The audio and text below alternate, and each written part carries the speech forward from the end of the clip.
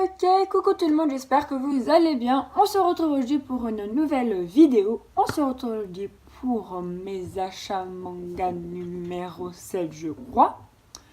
Donc aujourd'hui, je vais vous présenter 3 seinen et 3 shonen et 2 seinen. On va y arriver. J'ai pas mal de tomes à vous présenter. Genre, j'ai 4 tomes de 2 séries, 2 tomes de 1 et 1 de chaque après. Du coup, on va quand même essayer d'aller assez vite. Et on va commencer tout de suite. Donc, à tout de suite pour la suite de la vidéo. On va commencer avec la partie shonen avec le tome 89, oui, de Détective Conan de Gosho Aoyama, publié chez Kana. Il s'agit d'un shonen de type aventure policier, toujours encore avec 92 tomes au Japon. 92.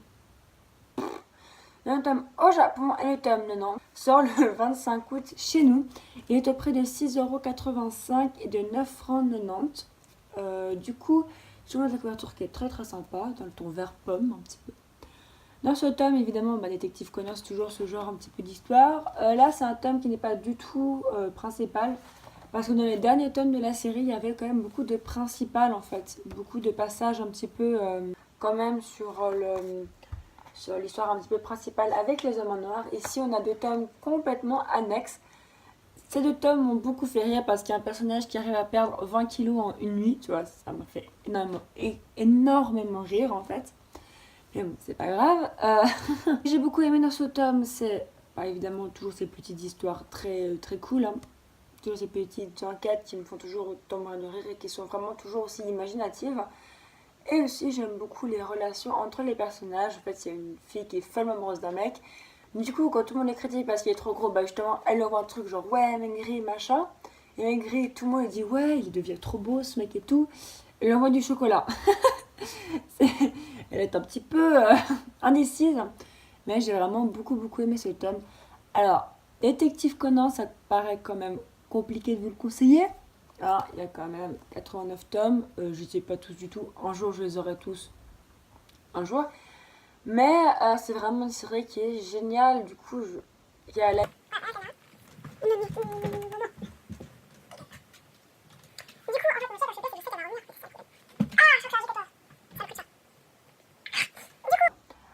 plus sérieusement, du coup, j'ai vraiment beaucoup aimé ce tome. Et voilà. Donc, peut-être regardez-vous l'anime. L'anime, il est aussi très très bien. On passe maintenant à un gros coup de cœur pour ces 4 tomes. Il s'agit des 4 tomes du tome 26 à 29 de Rave Master. Ta-da-da, de Hiro Mashima, publié chez Glénat dans leur collection shonen. Il s'agit bien d'un shonen de type aventure fantastique, fini avec 35 tomes au prix de 6,90€ et de 11 francs 70. Je vous montre la couverture du tome 26. Donc, je vais vous montrer une couverture, c'est très très joli. Une couverture que j'adore. Alors, dans ces tomes, plein de choses arrivent. C'est-à-dire que le tome 26, 27 et un petit peu 28, on est sur la fin d'un arc. Et le tome 29, on est sur le début d'un arc avec Haru qui fait une découverte. Alors déjà, dans ce tome 29. Alors, à cette époque-là, Hiro Mashima tuer des personnages, ça lui faisait pas trop chier. Hein.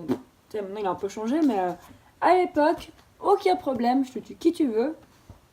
Du coup, il y a, je vous spoil pas qui, mais il y a une personne qui va mourir. Et en fait, cette personne, quand elle meurt, toi, t'es là. Non, ne me fais pas ça. Ne me fais pas ça. Tu n'as pas le droit de mourir. C'est moi qui décide que tu meurs. J'ai dit mourir. Non, et tu meurs pas. Voilà. Tu dis d'accord. Voilà. Je décide que tu ne meurs pas. Tu ne meurs pas. C'est aussi simple que ça. Bon, malheureusement non, mais c'est pas grave. Et en fait, du coup, dans ce tome, on a Haru qui se rend compte qui se rend compte en fait pourquoi est-ce qu'il se bat. Et j'ai adoré ce tome. Franchement, la série prend une super direction. Les méchants sont stylés. Alors, les méchants sont super stylés. Alors surtout, il y a des retournements de situation, ma gueule. Ah, mais je m'y attendais pas. Il y a un peu de fanservice, même aussi Mashima, hein, faut pas non plus trop lui en demander. Mais franchement, j'ai adoré cette série. Et franchement, c'est même pas fini, mais j'ai adoré J'adore ce que devient la série. En fait, j'ai toujours beaucoup aimé cette série. Du coup, franchement, je vous la conseille à mort. Commencez là. Par contre, seul problème, elle est dans le mauvais sens. C'est très triste, mais voilà, franchement, si vous cherchez un bon shonen, il y a plein de rebondissements. Du coup, on quitte mon fangirlisme et on passe à notre fangirlisme, très important, avec le tome 7 et le tome 8 de iShield 21 de Reiichiro Inagaki et Yusuke Murata, publiés chez Glénat dans leur collection shonen. Il s'agit bien d'un shonen de type sport, humour, fini en 37 tomes au prix de 6,90€ et de 11,50 francs. Quelle couverture de timbrée, je peux plus de cette couverture, c'est trop beau. Dans ce tome, il se passe plein de choses. Donc, dans le tome précédent, Senna arrivait en fait à quelque chose. Enfin, comment expliquer le problème, c'est que là, si je vous explique un truc, ça vous spoil un truc. Du coup, ce sera un peu triste comme de vous spoiler.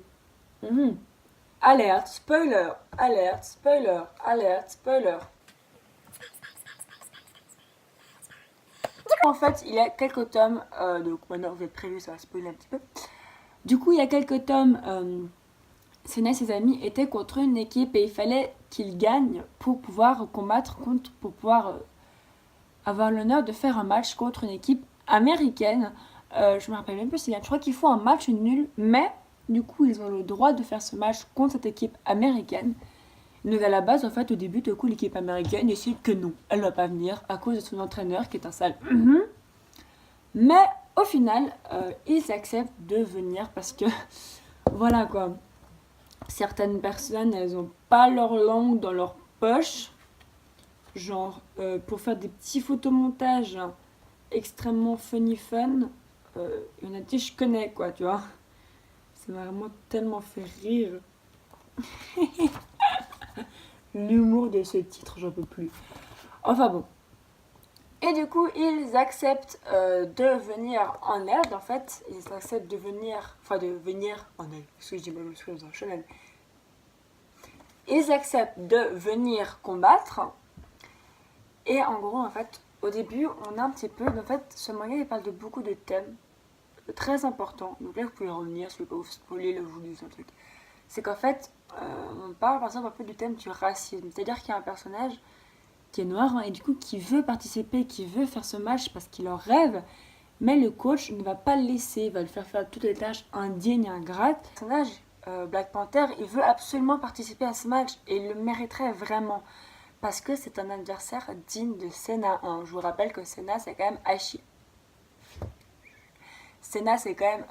Achille 21, le mec qui court quand même assez vite, hein. Du coup, c'est un vrai adversaire et du coup au bout d'un moment, spoil, on laisse participer ce personnage et on va avoir une confrontation mémorable. Dans Achille 21, il n'y a pas besoin de points, il n'y a pas besoin de feu, il n'y a pas besoin d'élasticité, il n'y a pas besoin de se mordre la main, il n'y a pas besoin d'avoir des pouvoirs, il n'y a pas besoin d'avoir ce punch. Il y a juste en fait, tu fais un combat, donc tu as toute cette intensité du combat entre juste deux mecs qui se courent après. Hein. Je sais pas comment tu arrives à faire ça, mais alors purée, il est bon. Et on a toute cette puissance en fait dans Senna qui se rend compte que qu'il a trouvé un adversaire à sa taille et que Senna ne veut pas laisser gagner. Et du coup, en fait, on a un vrai jeu parce que même s'ils peuvent gagner et gagneraient, ils pourraient gagner si ce personne n'était pas dans le match. Senna, il veut qu'il soit dans le match parce qu'il veut le combattre. Franchement, juste pour ça, j'ai adoré ces deux tomes. Surtout qu'on nous laisse sur le tome 8 avec un suspense de malade. J'ai trop hâte de m'acheter la suite. Donc franchement, Achille 21, c'est vraiment une série que je vous conseille. On continue avec une série que j'avance très très vite, hein, mais c'est le but en fait. Plus vite je la rattrape, mieux c'est. Il s'agit du tome 3, 4, 5 et 6 de Bright Stories de Kaoru Mori, publié chez... Dégage, mon chat m'énerve. Publié chez Kyo dans leur collection seinen, on va dire. Il s'agit d'un seinen. Putain, j'y arriverai pas aujourd'hui, frère. Il s'agit d'un seinen de type romance historique, toujours au cours avec 9 tomes, aussi bien chez nous qu'au Japon. Il est au prix de 7,65€ et de 13,30 francs. Voici donc la couverture du tome 3, du tome 4, du tome 5, du tome 6. Donc en fait, Bright Stories, donc c'est bien sûr cette histoire de ces mariés en fait, et on va en suivre dans ces 3 tomes. En fait, on s'éloigne un petit peu de notre ami Amir, et on va donc faire la rencontre de cette femme qui est vraiment toute douce et en fait qui est tombée amoureuse d'un personnage. Et en fait, on est si près que leur histoire marche, on est si près, on a vraiment envie que leur histoire marche. Donc j'ai beaucoup aimé ce tome. Bright Stories, c'est vraiment une histoire où il se passe pas grand chose, hein. C'est un tranche de vie, mais c'est un tranche de vie passionnant comme tu n'en as jamais vu. Et surtout, dans ce tome-là, on a le début de mon couple préféré. C'est-à-dire que moi, je n'aime pas le... Enfin, j'aime pas. J'adore le couple Amir et je sais plus comment il s'appelle l'autre. Amir et Karlouk. Amir et Karlouk, j'adore. Mais alors moi, le couple avec lui, j'adore parce que j'adore la fille. Et du coup, en même temps, donc à la fin de ce tome, on voit un petit peu nos amis, etc. Et tout. Donc, vous voyez, on les voit. On les voit qui sont vraiment des gros dalleux. Hein. On les voit. Puis dans ce tome-là, en fait, on va suivre une autre peuplade. Mais en fait, c'est ça, c'est toujours en suivant le personnage, notre voyageur. Donc on va suivre Smith, qui voyage évidemment qui voyage parce qu'il veut découvrir ce monde un petit peu. Et on va tomber sur un autre village avec ses 2 jumelles. Donc comme vous voyez, dans 2 tomes, on va suivre l'histoire de ces 2 jumelles pour leur mariage. Et franchement, j'adore parce que en fait, c'est un mariage, t'as l'impression que les 2 parties se détestent, alors qu'en fait, ça va. Tu vois, c'est vraiment génial, il y a vraiment beaucoup d'humour. Alors, ces 2 petites chieuses, vraiment, elles sont attachantes, je te jure, j'en peux plus d'elles. J'en peux plus d'elles. C'est vraiment génial. Le dessin est beaucoup trop. Et dans ce tome-là, on retourne un petit peu à nos... oui. On retourne à nos moutons, à notre Amir. Hein. Et en fait, on va surtout retourner à notre Amir parce qu'il a une histoire qui n'est pas finie entre elle et sa famille. Hein. Toute la violence que peut faire preuve Kaoru Mori, toute cette violence, mais qui est tellement bien faite, qui est tellement belle. Alors franchement, Amir, elle pète du slip. Elle pète du slip. Moi je dis Amir vs Saitama. Non, quand même pas. Mais voilà, j'ai vraiment adoré ce tome. Et j'ai trop hâte d'avoir la suite. Et on passe sur la dernière. Mais quelle lecture, mais quel seinen, mais quel seinen, mais quel seinen, mais quel seinen. Mais que je l'aime ce seinen. Il s'agit du tome 11 de Dimension W. Oh, alléluia. Oh, qu'est-ce que c'est bien, Dimension W. Ce tome-là, je l'aurais attendu, hein, par contre. Vraiment. Alors, Dimension W, avant que je commence à vous en parler et que j'oublie tout, Dimension W, un titre de Yuji Wara publié chez Kion dans leur collection Seinen. Il s'agit d'un seinen de type aventure science-fiction, toujours en cours avec 12 tomes au Japon. Le tome 2 sortira le 17 août chez nous, ce qui me paraît super rapide. Au prix de 7,90€ et de 13,70 francs. Je vous montre la couverture qui est trop belle. La page couleur qui est trop belle. J'essaie de me calmer.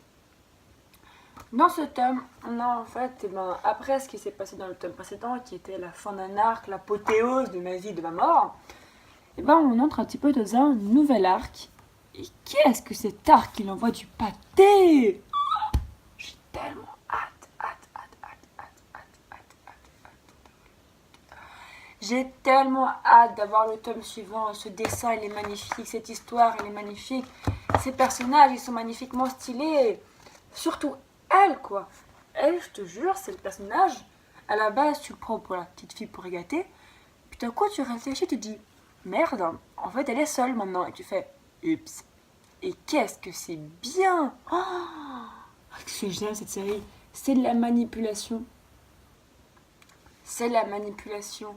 C'est Donc c'est Coyle, c'est cette énergie. Je pourrais pas vous résumer ce tome. Je peux juste vous dire, foncez, achetez cette série, vous ne le regretterez pas, je l'adore. Vraiment, c'est un de mes, voire mon seinen préféré. C'est tellement bien. Yuji Wahara, il maîtrise tellement ce qu'il fait. J'adore cette série, c'est vraiment un gros coup de cœur. Je pense que ça se voit. Franchement, ah mon dieu, commencez-la, essayez-la. Parce que vraiment, c'est tellement bien. Il y a des personnages qui reviennent, il y a des personnages badass. On a une personnage fille complètement badass. On a ce monde de Coyle complètement badass. On a Kyoma. Oui, Kyoma. Je suis plus sûre. On a Kyoma, on a un nouvel ennemi qui a l'air super stylé. Waouh quoi. Et surtout, tu commences à t'approcher d'un secret qui est super important. Moi, j'en pouvais plus, j'étais au bout de ma vie, j'aime trop ce tome. On a une révélation on a une révélation de fou dans ce tome. Franchement, j'en perds mes mots. Commencez cette série. Voilà, j'espère vraiment que cette vidéo vous aura plu. Je ne sais plus parler, c'est n'importe quoi. J'espère donc vraiment qu'elle vous aura plu. Je vous fais des gros bisous et je vous dis à bientôt pour une nouvelle vidéo. À vous les studios.